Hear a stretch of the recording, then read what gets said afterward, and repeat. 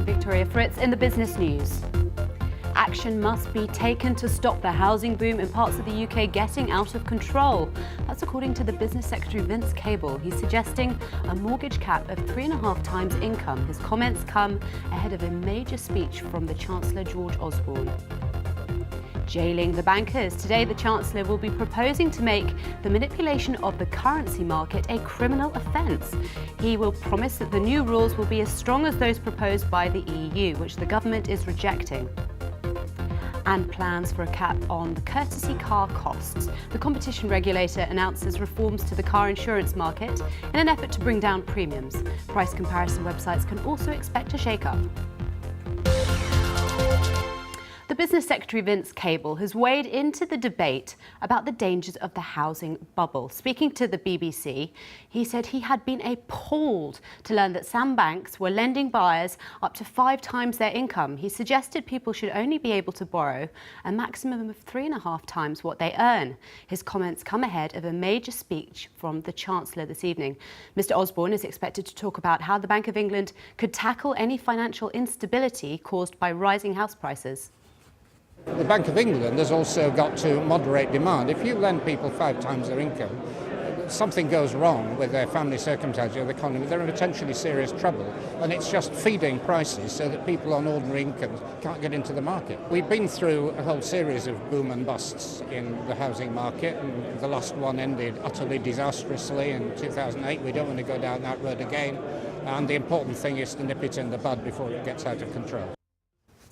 If you've ever wondered why Facebook shows you an advertisement for a new game on your smartphone or perhaps a cheap flight to Spain, you'll soon be able to find out, because Facebook plans to announce that it's going to be giving its users the ability to see the files it keeps on them, as well as the ability to change, to add or delete the information in those files. But Facebook is also starting to look at your browsing history away from the site. This tracking data, they say, that they're gleaning will help make ads more relevant to their users. Today's changes, which roll out to American Facebook users soon, mean that consumers will need to opt out to prevent their online habits being shared with advertisers. Let's speak now to Michelle Fleury. She's in the New York Stock Exchange for us. Michelle, this is really going to be pouring a bit of oil, surely, on the fire when it comes to Facebook and personal privacy. Well, privacy advocacy individuals and groups have already been sort of expressing concern about this. Up until now, Facebook has been sharing the information with advertisers that it's gleaned from your Facebook page. Essentially, every time you like something, that sort of information has been shared with advertisers. Equally, also on your Facebook page, when you share sort of information with friends about recreational activities you like, those sorts of details have been shared with advertisers. Now it's going a step further. It's also going to share with advertisers each time you look at a website, and also mobile apps that you download. Up until now, that information had just been gathered by Facebook and kept, but now it's going to share it with advertisers. It is a bit of a double-edged sword. As you mentioned, people will be able to opt out, but the question is, I guess, whether people will get round to that, whether they'll even pay attention to this latest and what is generally a flurry of sort of updates and information about privacy. Michelle, we've also heard, haven't we, from Amazon today. They're planning on a new music streaming service launching today very quietly and over in the States only, but only 1 million songs. It is. I mean, you compare it to Spotify, which has 20 million. So yes, the chances are you might not find your favourite Lumineers song or whatever it is you're listening to, Victoria, at the moment. They're entering what is a crowded field. You look at Spotify, which I just mentioned, but also there's Google, there's Pandora here in the United States, which is another big player. And of course, you've got Apple, which recently paid $3.2 billion to buy Beats to get into music streaming. It is a crowded field, but Amazon is saying that, well, hang on a second, we've been in music for some time now, maybe not in streaming, but they certainly already sell downloads, and they also have for a while sold CDs and books related to music. Michelle, great to hear from you. Keep in touch. Let's have a quick look at some of the other stories making the headlines this afternoon, because almost 730,000 trains ran late last year, which the new boss is claiming is partly due to congestion caused by the growing number of passenger journeys. The percentage of trains that ran on time fell to 90% in the year to April, but that's still below the firm's punctuality target of 92.5%.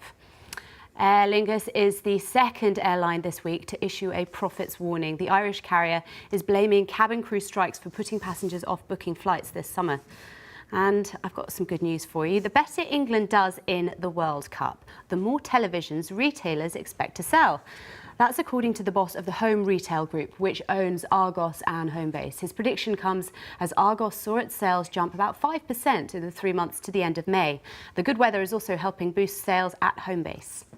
But sales and profits have tanked here at Mulberry. But the chairman is planning for a new, cheaper line of handbags that's going to be bringing it back into fashion with buyers. Premium leather brand Mulberry, their sales have tumbled 46% in the year to April.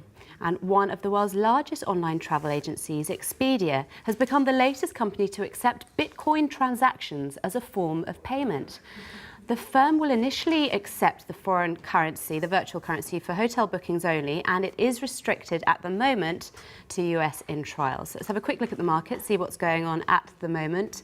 It's really the mining shares that the big losers on the FTSE today. Anglo American, Rio Tinto, and also the likes of Antofagasta, they're all off today. You can see down more than 3% at the moment. There is some gloom over the sector because investors are worried about weak Chinese demand for commodities. Big commodity players there. And what's really concerning us over in the business unit at the moment is this. What's happening to the oil price? It's up almost 2% at the moment. Brent crude there, you can see $112 a barrel at the moment, and this is because of escalating violence in Iraq. It's having a big impact on oil prices. That's about a 3-month high we've got up on the board at the moment. It's really because the militants are closing in on Iraq's biggest oil refinery, and that's going to be stoking fears about future supplies of oil. That's it from me for the moment. I'll be back in an hour's time. I'll see you then.